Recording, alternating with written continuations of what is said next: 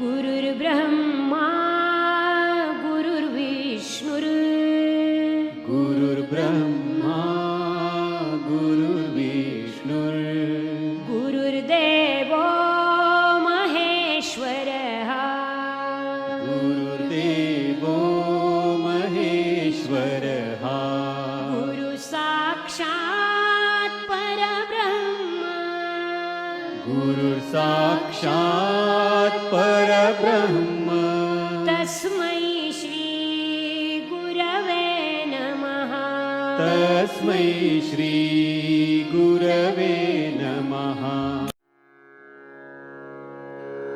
ॐ नमो भगवते वासुदेवाय ॐ नमो भगवते वासुदेवाय ॐ नमो भगवते वासुदेवाय ॐ नमो भगवते वासुदेवाय ॐ नमो भगवते वासुदेवाय वासुदेवाय वासुदेवाय।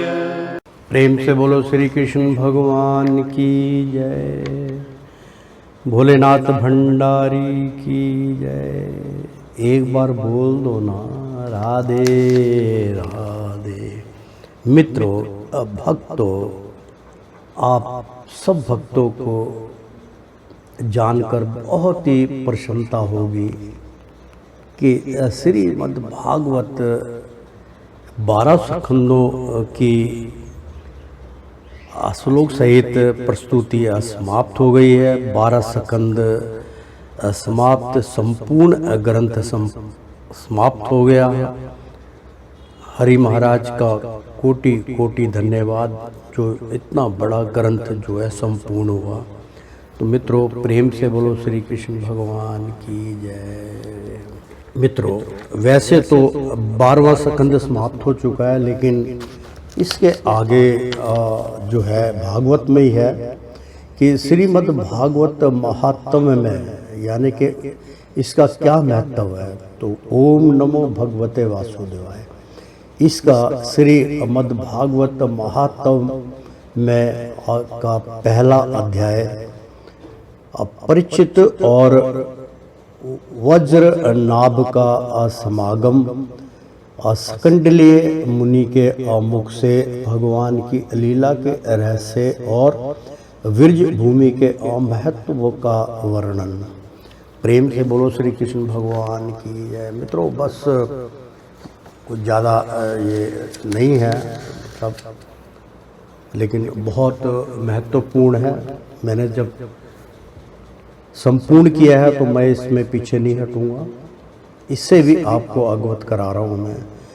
तो महर्षि व्यास कहते हैं, जिनका स्वरूप है सच्चिदानंद धन, जो अपने सौंदर्य और माधुर्य आदि गुणों से सबका मन अपनी ओर आकर्षित कर लेते हैं और सदा सर्वदा अनंत सुख की वर्षा करते रहते हैं, जिनकी ही शक्ति से इस विश्व की उत्पत्ति, स्थिति और प्रलय होते हैं। उन भगवान श्री कृष्ण को हम भक्ति रस का आस्वादन करने के लिए नित्य अनियंत्रण प्रणाम करते हैं।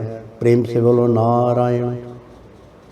नैमिषकार साण्य क्षेत्र में श्री सूत जी अस्वस्थ चित्त से अपने आसन पर बैठे हुए थे। उस समय भगवान की अमृतमयी लीला कथा के रसिक उसके रसास्वादन में अत्यंत कुशल शौकीन आदि ऋषियों ने सूत जी को प्रणाम करके उनसे यह प्रश्न किया।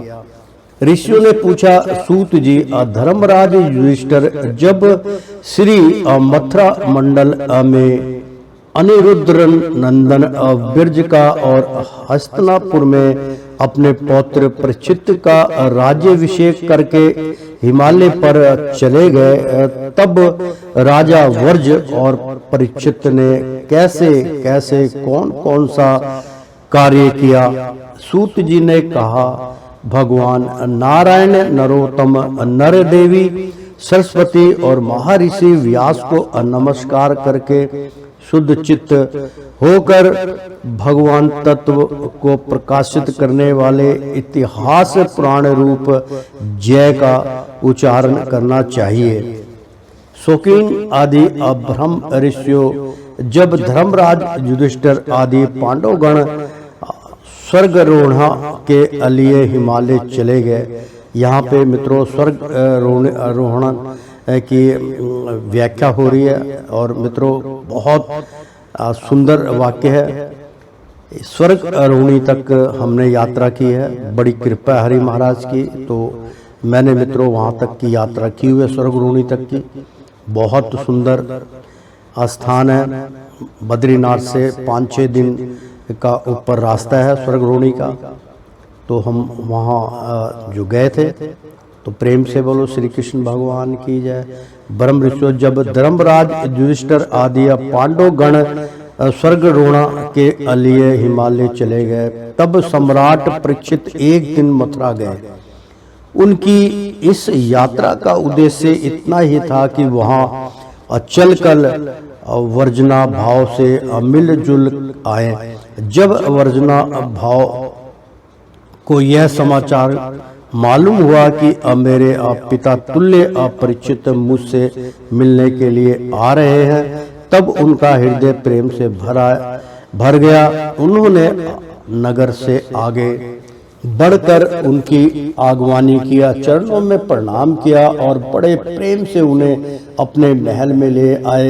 वीर परीक्षित भगवान श्री कृष्ण के परम प्रेमी भक्त थे। उनका मन नित्य निरंतर आनंद घन श्री कृष्ण चंद्र में ही रमता रहता था। उन्होंने भगवान श्री कृष्ण के परपौत्र वर्जनाभ का बड़े प्रेम से आलिंगन किया। इसके बाद अंतरपुर में जाकर भगवान श्री कृष्ण की आरोहिणी आदि पत्नियों को नमस्कार किया। आरोहिणी आदि श्री कृष्ण पतियों ने भी सम्राट परीक्षित का अत्यंत सम्मान किया। वे विश्राम करके जब आराम से बैठ गए, तब उन्होंने वर्जनाभ से यह बात कही। राजा परीक्षित ने कहा, हे तात, तुम्हारे पिता और पितामहों ने मेरे पिता पितामह को बड़े बड़े संकटों से बचाया, मेरी रक्षा भी उन्होंने ही की है। प्रिय वर्जनाभ, यदि मैं उनके उपकारों का बदला चुकाना चाहूं तो किसी प्रकार नहीं चुका सकता। इसलिए मैं तुमसे प्रार्थना करता हूं कि तुम सुख पूर्वक अपने राजकाज में लगे रहो। तुम्हें अपने खजाने की, सेना की तथा शत्रुओं को दबाने आदि की तनिक भी चिंता ना करनी चाहिए। तुम्हारे लिए कोई कर्तव्य है तो केवल एक ही, वह यह है कि तुम्हें अपनी इन माताओं की खूब प्रेम से भली भांति सेवा करते रहना चाहिए। यदि कभी तुम्हारे ऊपर कोई आपत्ति विपत्ति आए अथवा किसी कारणवश तुम्हारे हृदय में अधिक क्लेश का अनुभव हो तो मुझसे बताकर निश्चिंत हो जाना, मैं तुम्हारी सारी चिंताएं दूर कर दूंगा। सम्राट परीक्षित की यह बात सुनकर वर्जनाभ को बड़ी प्रसन्नता हुई। उन्होंने राजा परीक्षित से कहा, वर्जनाभ ने कहा, महाराज आप मुझसे कुछ कह रहे हैं, वह सर्वथा आपके अनुरूप है। आपके पिता ने भी मुझे धनुर्वेद की शिक्षा देकर मेरा महान उपकार किया है, इसलिए मुझे किसी बात की तनिक भी चिंता नहीं है, क्योंकि उनको कृपा से मैं क्षत्रियोचित असूरवीरता से भली भांति संपन्न हूँ। मुझे केवल एक बात की बहुत बड़ी चिंता है, आप उसके संबंध में कुछ विचार कीजिए। यद्यपि मैं मथुरा मंडल के राज्य पर अभिषिक्त हूँ, तथापि मैं यहाँ निर्जन वन में ही रहता हूँ। इस बात का मुझे कुछ भी पता नहीं है कि यहाँ की प्रजा कहाँ चली गई, क्योंकि राज्य का सुख तो तभी है तब जब प्रजा रहे। जब वर्जना ने परीक्षित से यह बात कही, तब उन्होंने वर्जनाभ का संदेह मिटाने के लिए महर्षि संकंडल्य को बुलवाया। ये ही महर्षि संकंडल्य पहले नंद आदि गोपों के पुरोहित थे। सागंडल्य ऋषि का नाम तो आपने भी सुना होगा, बहुत माने हुए थे मित्रों। तो परीक्षित का संदेश पाते ही महर्षि संकंडल्य अपनी कुटिया छोड़कर वहां आ पहुंचे। वर्जनाभ ने विधि पूर्वक उनका स्वागत सत्कार किया और वे एक ऊंचे आसन पर विराजमान हुए। राजा परीक्षित ने वर्जनाभ की बात उन्हें कह सुनाई। इसके बाद महर्षि संकंडल्य बड़ी प्रसन्नता से उनको संतनामना देते हुए कहने लगे। संकंडल्य जी ने कहा, प्रिय परीक्षित और वर्जनाभ, मैं तुम लोगों से ब्रज भूमि का रहस्य बतलाता हूँ, तुम तदचित होकर सुनो। विरज शब्द का अर्थ है व्यापित, व्यापित। इस वृद्धावचन के अनुसार व्यापक होने के कारण ही इस भूमि का नाम विरज पड़ा है।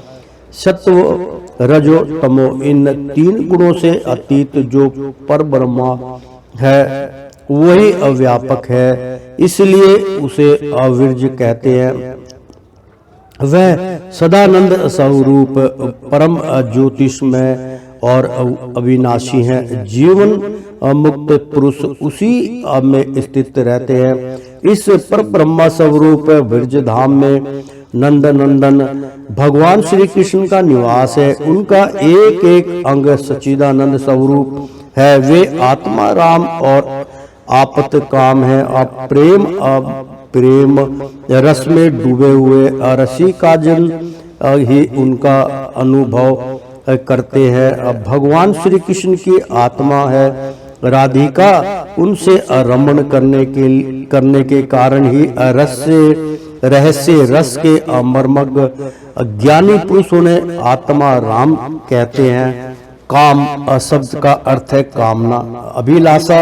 वर्ज में भगवान श्री कृष्ण के वंचित पदार्थ हैं गौवें, ग्वाल बाल, गोपियां और उनके साथ लीला विहार आदि। वे सब के सब यहाँ नित्य प्राप्त हैं। इसी से श्री कृष्ण को आपत काम कहा गया है। भगवान श्री कृष्ण की यह रहस्य लीला प्राकृतिक से परे है। वे जिस समय प्राकृतिक के साथ खेलने लगते हैं उस समय दूसरे लोग भी उनकी लीला का अनुभव करते हैं। प्राकृतिक के साथ होने वाली लीला में ही रजोगुण, सत्वगुण और तमोगुण के द्वारा सृष्टि, स्थिति और प्रलय की प्रतीति होती है। इस प्रकार यह निश्चय होता है कि भगवान की लीला दो प्रकार की है, एक वास्तविक और दूसरी व्यवहारिक की। वास्तविक लीला स्वंस वेग है, उससे स्वयं भगवान और उनके रसिक भजन ही जानते हैं। जीवों के सामने जो लीला होती है वह व्यवहारिक की लीला है।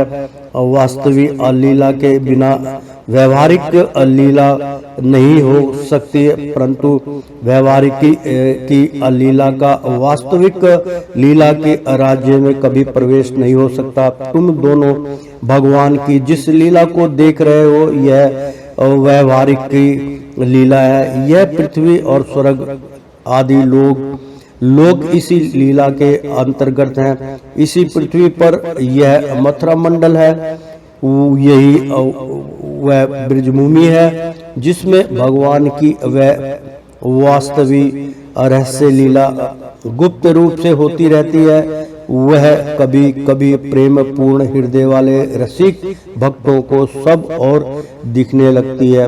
कभी 28वें द्वापर के अंत में जब भगवान की रहस्य लीला के अधिकारी भक्तजन यहाँ एकत्र होते हैं, जैसा कि इस समय भी कुछ काल पहले हुए थे, उस समय भगवान अपने प्रेमियों के साथ अवतार लेते हैं, उनके अवतार का यह प्रयोजन होता है कि रहस्य लीला के अधिकारी भक्तजन भी अंतरंग परिकारों के साथ सम्मिलित होकर लीला रस का आस्वादन कर सके। इस प्रकार जब भगवान अवतार ग्रहण करते हैं उस समय भगवान के अभिमत प्रेमी देवता और ऋषि आदि भी सब और अवतार लेते हैं।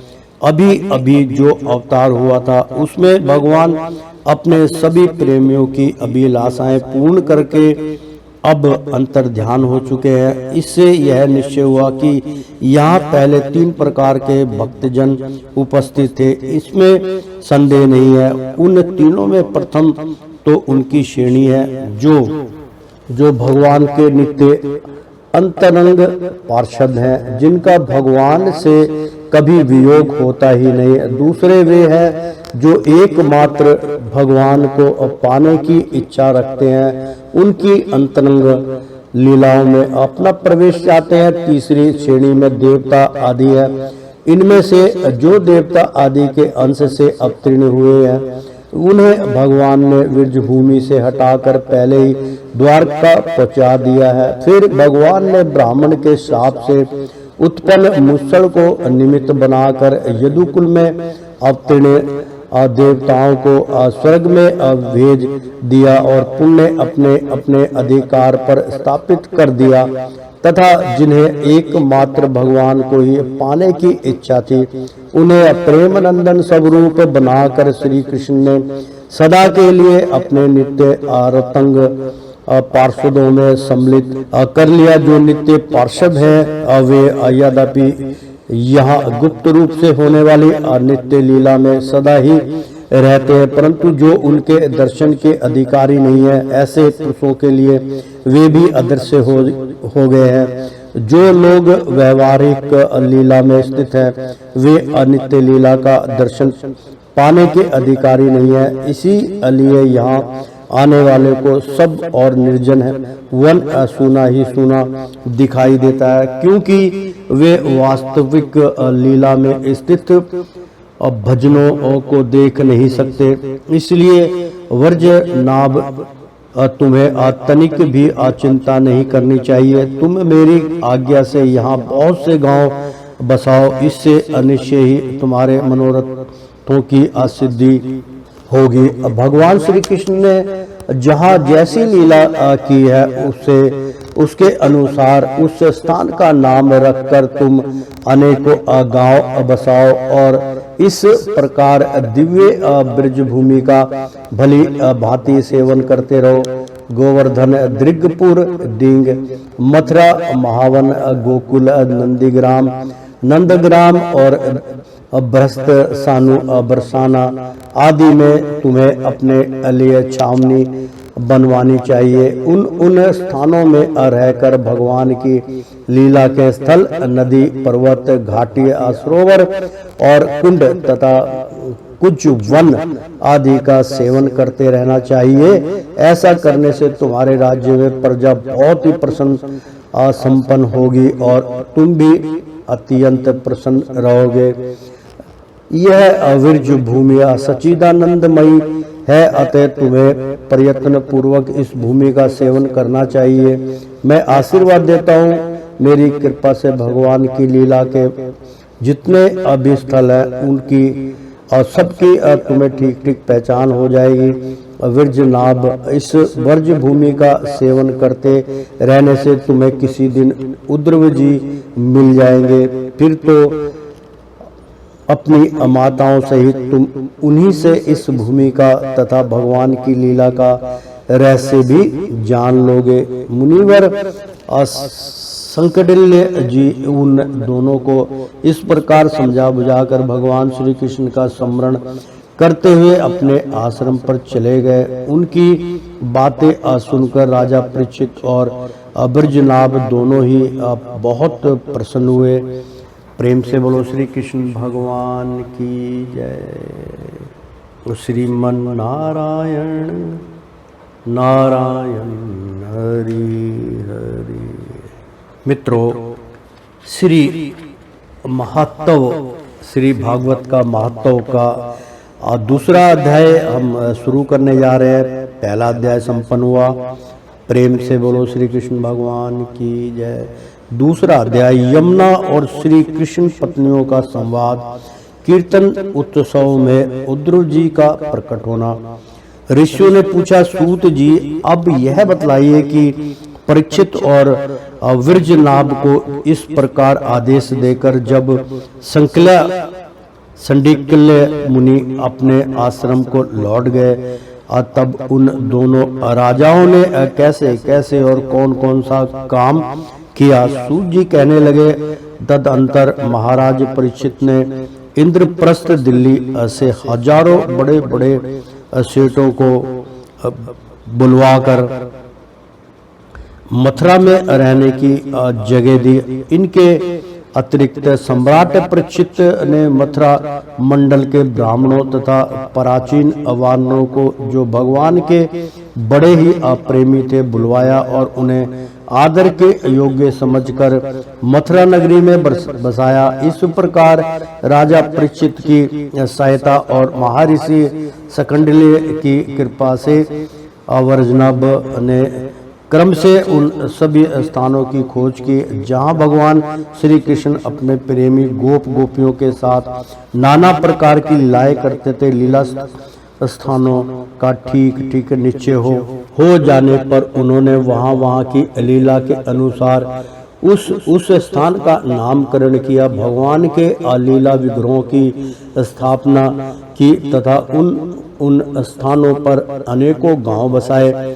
स्थान स्थान पर भगवान के नाम से कुंड और कुएं खुदवाए, कुंज और बगीचे लगवाए, शिव आदि देवताओं की स्थापना की, गोविंद देव हरिदेव आदि नामों से भगवद्र ग्रह स्थापित किए। इन सब शुभ कर्मों के द्वारा विरजनाभ ने अपने राज्य में सब और एकमात्र श्री कृष्ण भक्ति का प्रचार किया और बड़े ही आनंदित हुए। उनके प्रजाजनों को भी बड़ा आनंद था। वे सदा भगवान के अमधुर नाम तथा लीलाओं के कीर्तन में संलग्न हो परमानंद के समुद्र में डूबे रहते थे और सदा ही विरजनाभ के राज्य की प्रशंसा किया करते थे। एक दिन भगवान श्री कृष्ण की विरह वेदना से व्याकुल 16,000 रानियां अपने प्रीतम पति देव की चतुर्थ पटरानी कालिंदी यमुना जी को आनंदित देखकर सरल भाव से उनसे पूछने लगी। उनमें मन में सोता डहा आलेश मात्र भी नहीं था। श्री कृष्ण की रानियों ने कहा, बहन कालिंदी, जैसे हम सब श्री कृष्ण की धर्मपत्नी है वैसे ही तुम भी तो हो। हम तुम उनकी विरहाग्नि में जली जा रही है। उनके अवियोग दुख से हमारा हृदय व्यथित हो रहा है, किंतु तुम्हारी यह स्थिति नहीं है। तुम प्रसन्न हो, इसका क्या कारण है? कल्याणी कुछ बतलाओ तो सही। उनका प्रश्न सुनकर यमुना जी हंस पड़ी, साथ ही यह सोचकर कि मेरे प्रीतम की पत्नी होने के कारण ये भी मेरी ही बहनें हैं, पिघल गई। उनका हृदय दया से द्रवित हो उठा। अंत वे इस प्रकार कहने लगी। यमुना जी ने कहा, अपनी आत्मा में ही रमण करने के कारण भगवान श्री कृष्ण आत्मा राम है और उनकी आत्मा है श्री राधा जी। मैं दासी की भांति राधा जी की सेवा करती रहती हूँ। उनकी सेवा का ही यह प्रभाव है कि विरह हमारा स्पर्श नहीं कर सकता। भगवान श्री कृष्ण की जितनी भी रानियां हैं, सब की सब श्री राधा जी के ही अंश का विस्तार है। भगवान श्री कृष्ण और राधा सदा एक दूसरे के सम्मुख हैं। उनका परस्पर नित्य असंयोग है। इसलिए राधा के स्वरूप में असंत विद्यमान जो श्री कृष्ण अन्य रानियां हैं, उनको भी भगवान का नित्य असंयोग प्राप्त है। श्री कृष्ण की राधा है और राधा की श्री कृष्ण है। उन दोनों का प्रेम ही अवंशी है तथा राधा की प्यारी सखी चंद्रावली भी श्री कृष्ण चरणों के नख रूपी चंद्रमाओं की सेवा में आसक्त रहने के कारण ही चंद्रावली नाम से कही जाती है। श्री राधा और श्री कृष्ण की सेवा में उसकी बड़ी लालसा, बड़ी लगन है, इसलिए वह कोई दूसरा स्वरूप धारण नहीं करती। मैंने यही श्री राधा में ही रुक्मणी आदि का समावेश देखा है। तुम लोगों का भी असरवास में श्री कृष्ण के साथ वियोग नहीं हुआ है, किंतु तुम इस रहस्य को इस रूप में जानती नहीं हो, इसलिए इतनी व्याकुल हो रही हो। इसी प्रकार पहले भी जब अक्रूर श्री कृष्ण को नंदगांव से मथुरा में ले आए थे, उस अवसर पर जो गोपियों के श्री कृष्ण से विरह की प्रतीति हुई थी, वह भी वास्तविक विरह नहीं, केवल विरह का आभास था। इस बात को जब तक वे नहीं जानती थी तब तक उन्हें बड़ा कष्ट था। फिर जब उद्धव जी ने आकर उनका समाधान किया तब वे इस बात को समझ गई और समझ सके। यदि तुम भी उद्धव जी का सत्य संग प्राप्त हो जाए तो तुम सब भी अपने प्रीतम श्री कृष्ण के साथ नित्य विहार का सुख प्राप्त कर लोगी। सूत जी कहते हैं, ऋषि गण जब उन्होंने इस प्रकार समझाया तब श्री कृष्ण की पत्नियां सदा प्रसन्न रहने वाली यमुना जी से पुण्य बोली। उस समय उनके हृदय में इस बात की बड़ी लालसा थी कि किसी उपाय से उद्धव जी का दर्शन हो, जिससे हमें अपने प्रीतम के नित्य संयोग का सौभाग्य प्राप्त हो सके।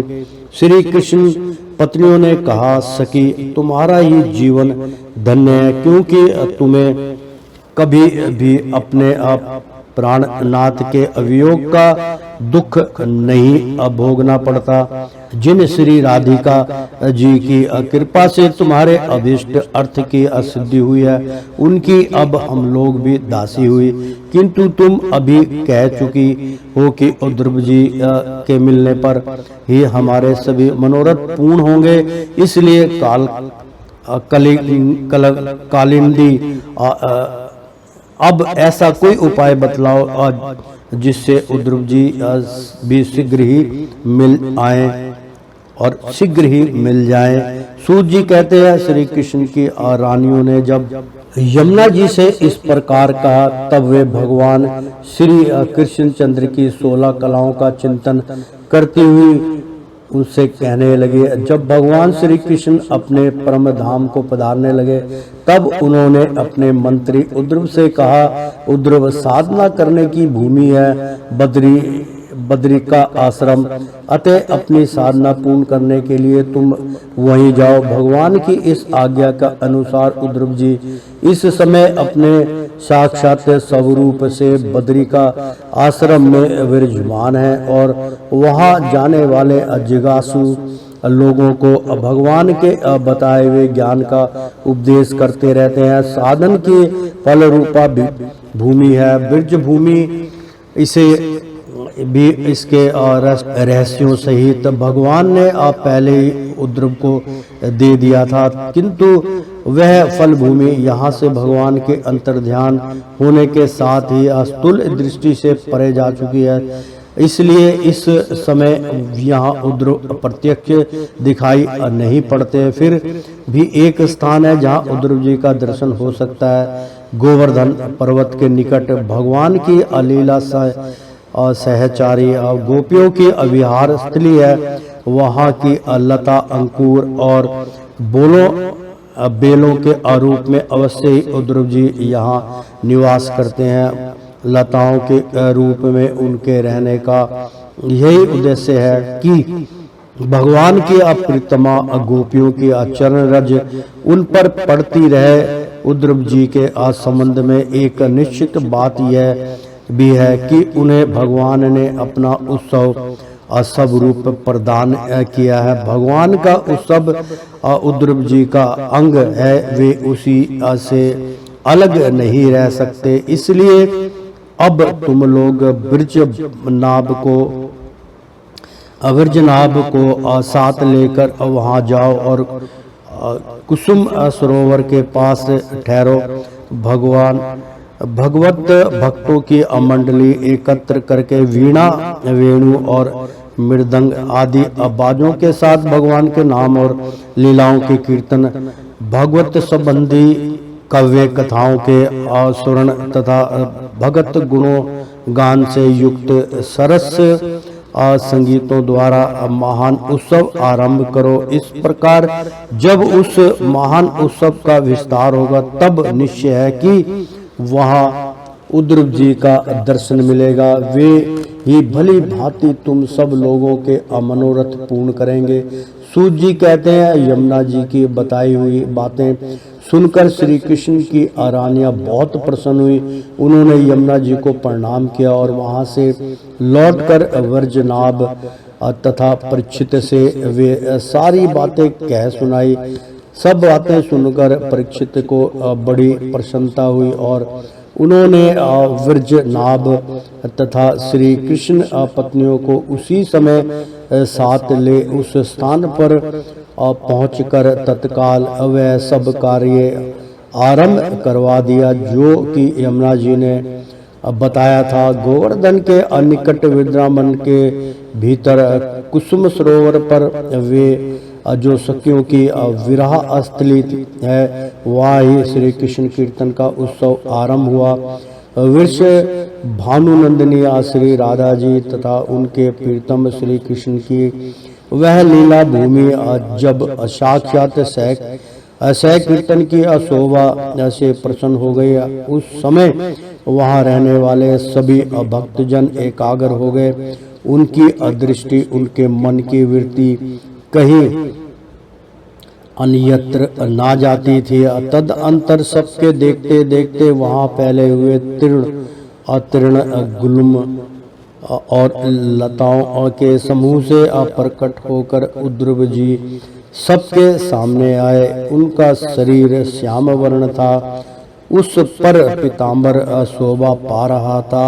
वे गले में वनमाला और गुंजा की माला धारण किए हुए थे तथा मुख से बारंबार गोपी वल्लभ श्री कृष्ण की मधुर लीलाओं का गान कर रहे थे। उद्रव जी के आगमन से उस शह कीर्तनों उत्सव की शोभा कई गुनी बढ़ गई। जैसे स्फटिक मणि की बनी हुई अट्टालिका की छत पर चांदनी छिटकने से उसकी शोभा बहुत बढ़ जाती है। उस समय सभी लोग आनंद के समुद्र में निमग्न हो अपना सब कुछ भूल गए, शुद्ध बुद्ध खो बैठे। थोड़ी देर बाद जब उनकी चेतना दिव्य लोक से नीचे आई अर्थात जब उन्हें होश हुआ तब उद्रव जी को भगवान श्री कृष्ण के स्वरूप में उपस्थित देख अपनी मनोरथ पूर्ण हो जाने के कारण प्रसन्न हुए उनकी पूजा करने लगे। प्रेम से बोलो श्री कृष्ण भगवान की जय। श्रीमन नारायण नारायण हरि हरि, तेरी लीला सबसे न्यारी न्यारी, बोलो हरि हरि। और श्रीमन नारायण नारायण हरि हरि, और श्रीमन नारायण नारायण हरि हरि। प्रेम से बोलो श्री कृष्ण भगवान की जय। और श्रीमन नारायण नारायण हरि हरि। प्रेम से बोलो श्री कृष्ण भगवान की जय। मित्रों, इसी के साथ दूसरा अध्याय संपन्न हुआ। प्रेम से बोलो श्री कृष्ण भगवान की जय। एक बार बोल दो ना, राधे राधे।